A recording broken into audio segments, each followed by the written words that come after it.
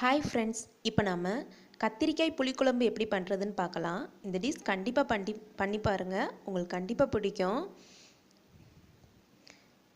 இப்போ நம்ம பண்ணுறதுக்கு கத்திரிக்காயை ஃபஸ்ட்டு ஃப்ரை பண்ணி எடுத்துக்கலாம். கத்திரிக்காவை இந்த மணிக்கு நீள நீளமாக கட் பண்ணி வச்சுக்கோங்க. இப்போ ஒரு பாத்திரத்தில் 2 டீஸ்பூன் அளவுக்கு ஆயில் ஊற்றிக்கோங்க. நல்லெண்ணெய் யூஸ் பண்ணிக்கோங்க. புளிக்குழம்புக்கு நல்லெண்ணெய் யூஸ் பண்ணால் ரொம்ப டேஸ்ட்டாக இருக்கும். இப்போ நம்ம கட் பண்ணி வச்சுருக்கிற கத்திரிக்காய் அதில் போட்டுக்கோங்க. கத்திரிக்காய் நல்லா பொன்னிறம் ஆகிற வரைக்கும் நல்லா வதக்குங்க. நம்ம அந்த மணிக்கு ஃப்ரை பண்ணி சேர்த்துக்கிறனால குழம்பு இன்னும் டேஸ்ட்டாக இருக்கும். இப்போ பாருங்கள், கத்திரிக்காய் நல்லா வதங்கிருச்சு. இப்போ இதை நம்ம தனியாக எடுத்து வச்சுக்கலாம்.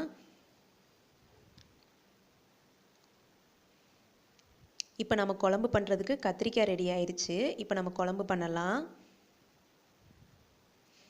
அதே பாத்திரத்தில்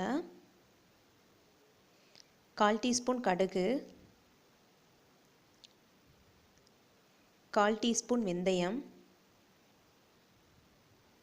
4-5 கறிவேப்பிலை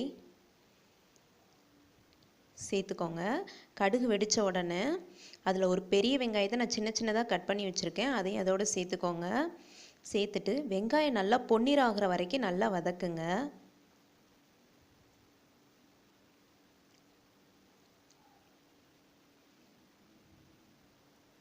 கருகிராமல் பார்த்துக்கோங்க வெங்காயம். இப்போ பாருங்கள், நல்லா வதங்கிருச்சு வெங்காயம். இப்போ நான் ஒரு தக்காளியை சின்ன சின்னதாக கட் பண்ணி வச்சுருக்கேன், அதையும் அதோடு சேர்த்து நல்லா மிக்ஸ் பண்ணிடுறேன். தக்காளி நல்லா பேஸ்ட் ஆகிற வரைக்கும் வதக்கணும். இப்போ நம்ம தேங்காய் ரெடி பண்ணிடலாம். கொஞ்சமாக தேங்காய்,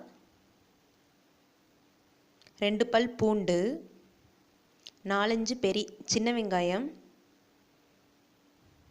1/2 டீஸ்பூன் சீரகம், இதெல்லாம் சேர்த்து நல்லா அரைச்சி எடுத்துக்கோங்க. இப்போ பாருங்கள், தேங்காய் பேஸ்ட்டு ரெடி ஆயிடுச்சு. தக்காளி நல்லா வதங்கிருச்சு. இப்போ இதோட நாம் ஃப்ரை பண்ணி வச்சுருக்கிற கத்திரிக்காய் சேர்த்துக்கோங்க. நல்லா மிக்ஸ் பண்ணி விடுங்க.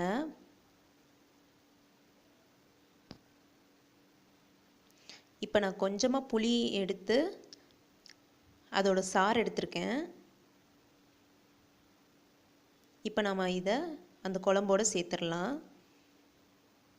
புளி கம்மியாகவே சேர்த்துக்கோங்க.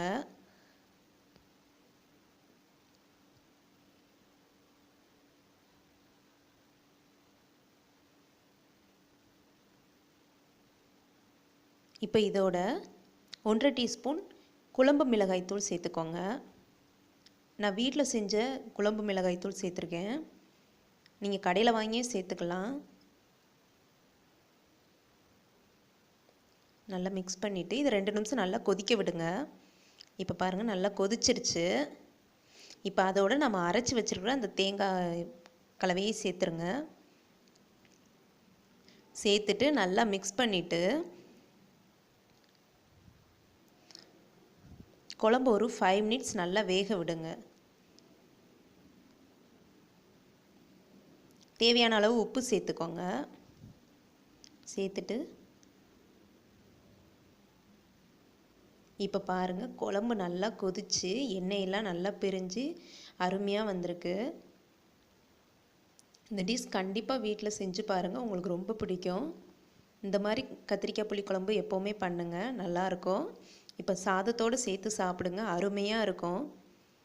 உங்களுக்கு இந்த டிஷ் பிடிச்சிருந்துச்சுன்னா எங்கள் சேனலுக்கு சப்ஸ்கிரைப் பண்ணுங்கள். தேங்க்யூ.